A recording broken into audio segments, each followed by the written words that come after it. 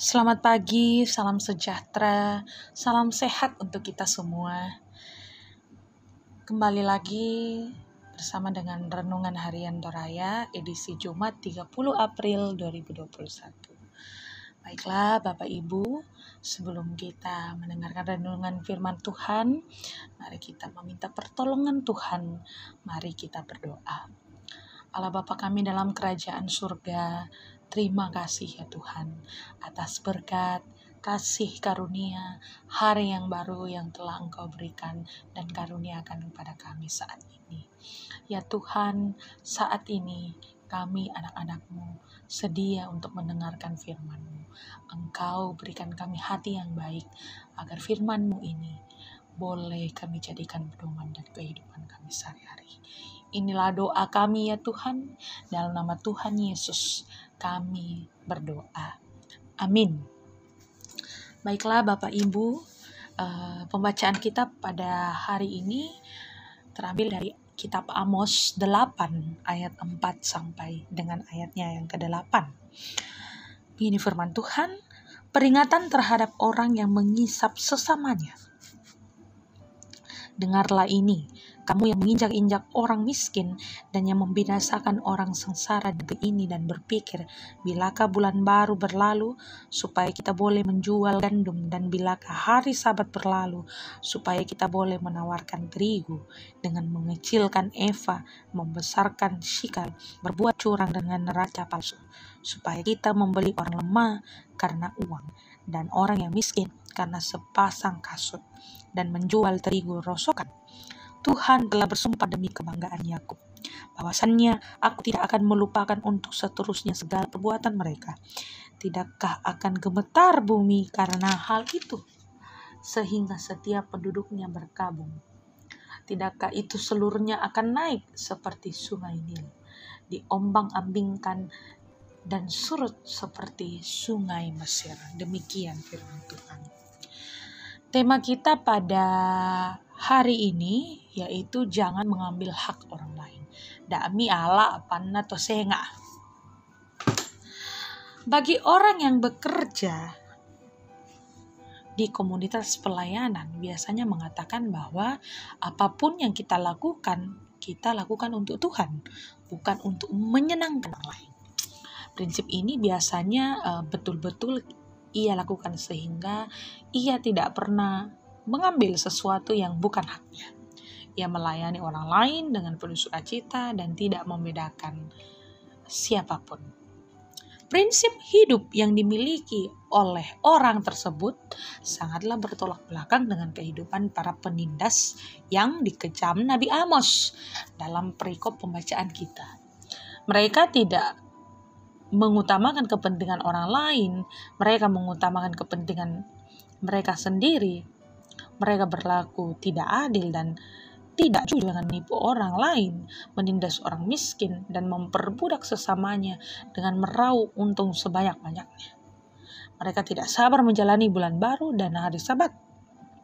Bukan karena kerinduan untuk merayakan hari tersebut, tetapi mereka ingin hari itu cepat berlalu sehingga mereka dapat kembali menindas dan memperdaya orang lain. Tuhan tidak tinggal diam melihat tindakan tersebut, sebab kebenaranlah yang harus mereka lakukan, bukan hal yang bertentangan dengan perintah Tuhan. Mereka tidak boleh mengambil hak orang lain serta mencari keuntungan. Kita hidup hari ini semata-mata karena anugerah Tuhan.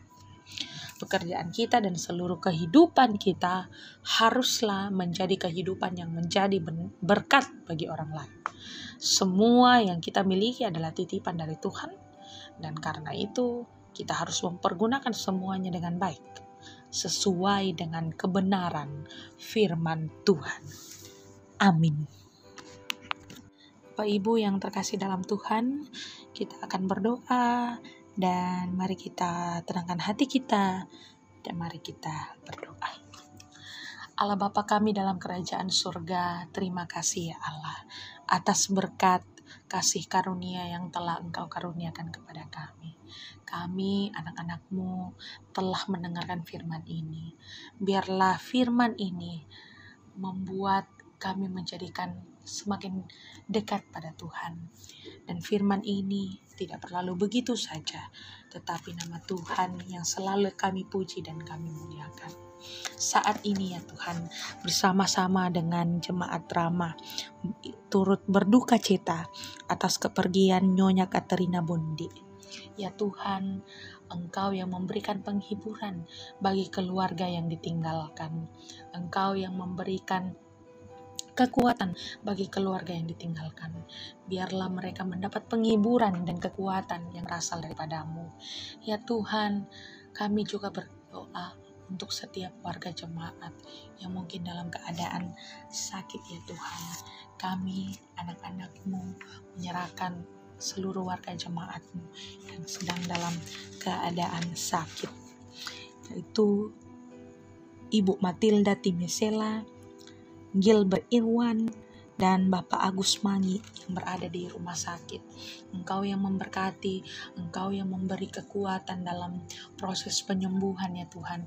Biarlah makanan, minuman, obat-obatan yang dikonsumsi boleh menjadi alat atau media agar boleh kembali sembuh dan nama Tuhan selalu dipermuliakan. Ya Tuhan, kami anak-anak-Mu menyerahkan seluruh pergumulan kami. Kami merasa tidak sanggup ya Tuhan. Kami merasa sangat berat.